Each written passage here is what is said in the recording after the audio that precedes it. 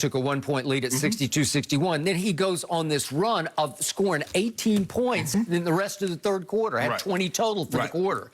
Okay, so he saved the game in the third quarter, and Reggie Jackson took it home in the fourth quarter. Reggie Jackson has become the closer for this team. It really didn't have it. Definitely didn't have him in the bubble, and I pointed out to you several times, Reggie Jackson barely played in those 3 big losses when they were up 3-1 in the bubble. Doc just didn't play Reggie Jackson. Okay, well, not only are they playing on him, they're leaning on him. You do it. You take the big shots and make the big shots. You look at the way Ty Lue coaches and you look at the way Doc is going to grow. Doc shrunk his bench. Ty Lue expanded his bench. He's giving Terrence Mann's opportunity. He's bringing guys like, well, what? You play Terrence Mann in a game 6 that you don't have Kawhi, he gives you 39. Okay. He put Boogie Cousins, he dusts Boogie Cousins out of mothballs. Okay. Let Boogie get 11 minutes. He gave 15 points. So where one coach was shrinking his bench, the other coach has expanded his bench.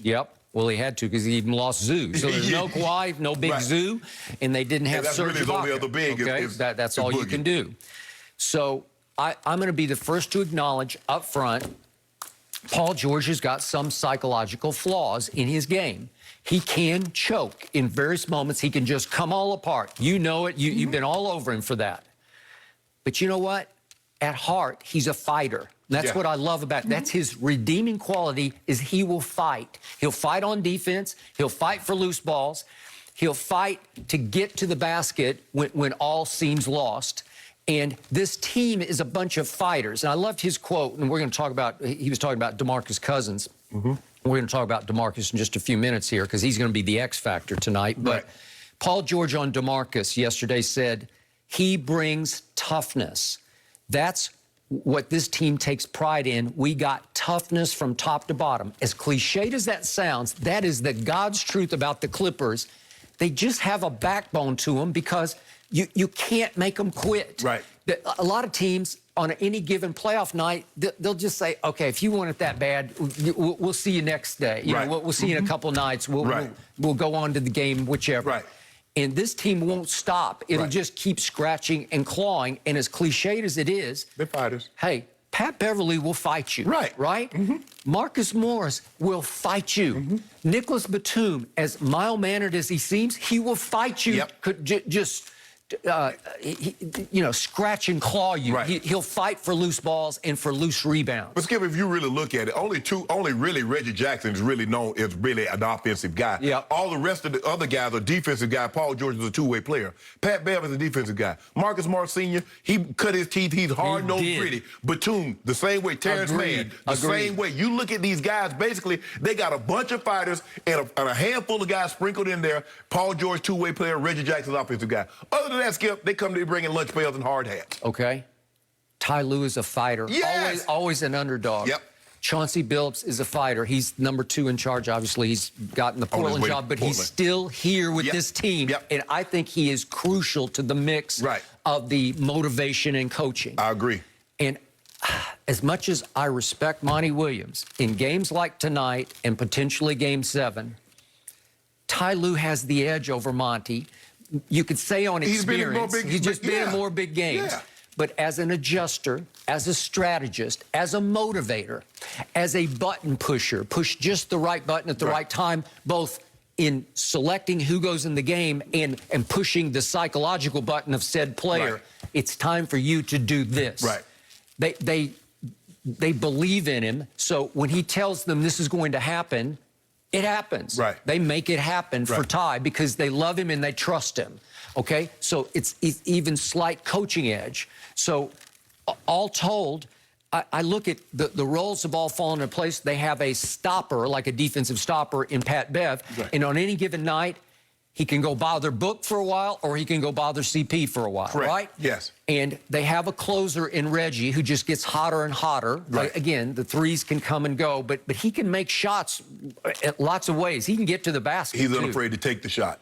I got it. That's part of it, Skip. In those moments, you understand that. This is for an opportunity to go to the NBA Finals. You cannot be afraid. You cannot be in awe of the moment. Reggie Jackson said, oh, the clock running down. Y'all passed me the ball for a reason. I'll take it. And speaking of bags, he's going to get a big one here pretty soon. And so on motivation, He's playing for a contract. Right. And you've made the point, all these guys have been rejected. All these guys have been passed over. And all of a sudden, Reggie Jackson, who was once upon a time a first-round draft choice and had to play in the shadows of Durant and Westbrook. Yeah, he was a late lottery pick. He was, yeah. Out of Boston College, and another Sam Presti special. He said that guy can play, and he was dead right about it. Right. But he got lost in Detroit. He got some money to go to Detroit, but he didn't get the money. Yeah, Skip, no, they gave him 5 years, $80 million. Yeah, so but, at the time, I mean, he's going to be in line to get a big one. He's going to get another $80 million.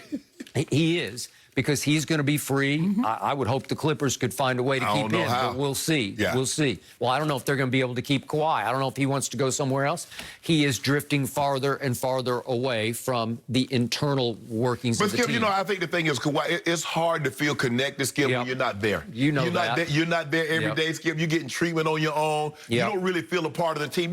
Yeah, I'm on the team, but, man, they going on about their business without me. I thought it was supposed to stop for a little while until I got healthy. No, I got it. So it'll be interesting to see if he's sitting up in the box. I believe he'll be there tonight. I think he will. I would prefer him on the bench, but that's not his style. Right.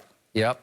So I think you've agreed with every point I've made, yet our takeaways are completely reversed, because I got Clippers winning close, you got Suns winning close. Suns winning close. I just think that at some point in time, Book and CP3 got to put a game together. Skip, they've been outplayed basically every game that CP3 has been back. Obviously, he wasn't there the first 2 games, and Campaign and Book did an unbelievable job. But since the last 3 games, those 2 guys, PG and Reggie Jackson, they've outplayed them. It's as simple as, Skip, there's no way around it. They've outplayed them. They shot at a higher percent from the field. They shot at a better clip, with the exception of 1 game Paul George played that game Saturday, where he shot 1 from 9 from 3.